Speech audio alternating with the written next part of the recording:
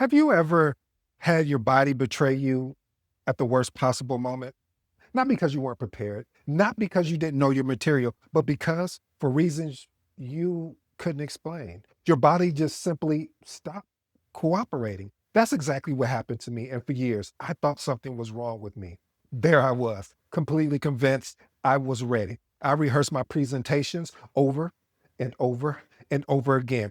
I had reviewed every slide, practiced it out loud, and proofread everything multiple times. I wasn't walking into the room hoping for the best. I knew my material, but the moment they called my name, everything changed.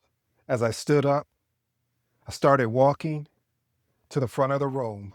My legs, like they were about to actually give out. My hands, uh, they became sweaty. My stomach, oh man, it just dropped. I remember thinking, what is happening to me? That walk to the front of the room felt like it lasted forever. Even talking about it today, I can still remember that feeling because I wasn't just nervous, I was confused.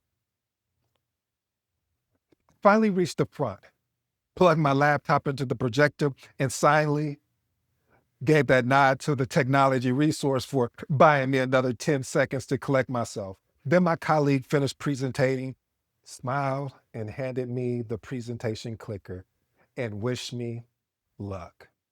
I remember thinking, if you only knew what was going inside my head right now, the first slide appeared out of nowhere. I started presenting the project status report, but then my mind just went completely blank. Not the information on the slide, the stories, the example, the conversation I had planned to weave into the presentation disappeared, gone, vanished. So, did the only thing I could think of. I just stopped. I looked around the room and asked, before I move on, does anyone have any questions? Listen, family, the truth is, I wasn't looking for questions. I was looking to buy more time because I still had 10 slides left. Then something happened I'll never forget. Someone made a comment. Then the entire room burst into laughter.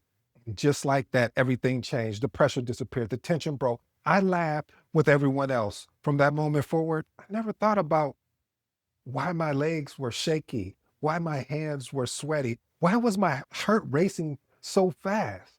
I just simply presented and I delivered, but I walked away wondering, what just happened?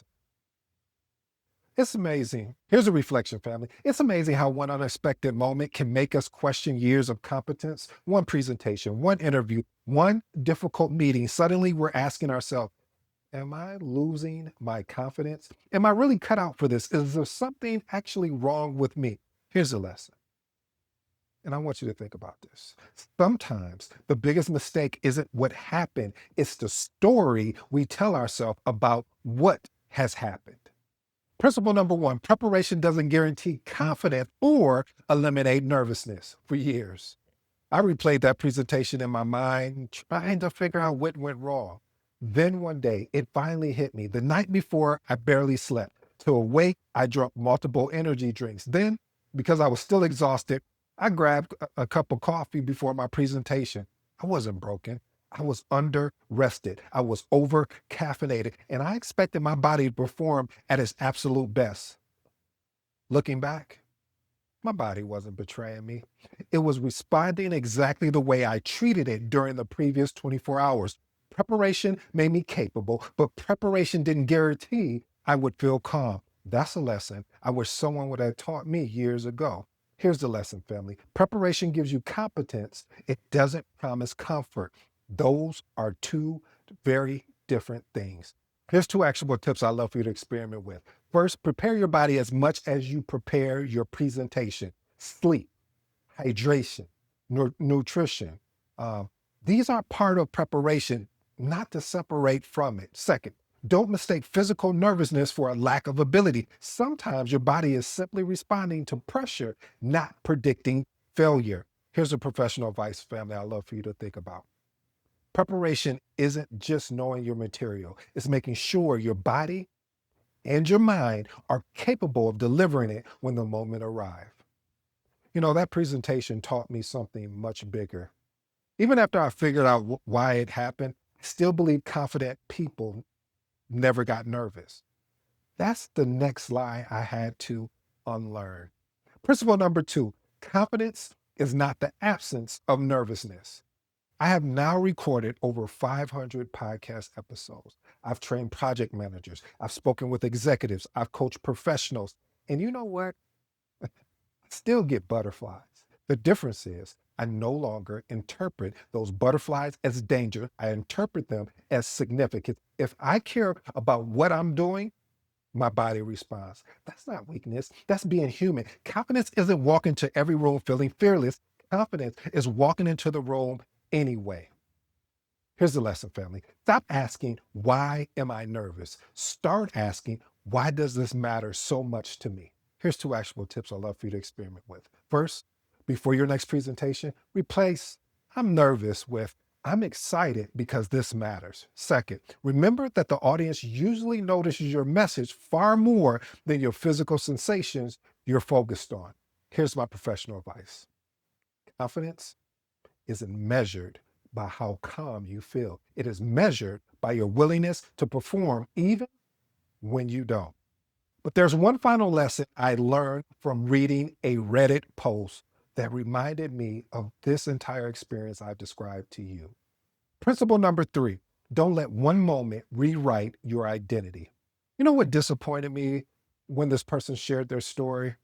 It was how quickly people rushed to provide an answer, almost immediate. People started recommending medication. Now, medication absolutely has its place when prescribed by a medical professional. However, very people stopped to ask the most important question. How much sleep had they been getting?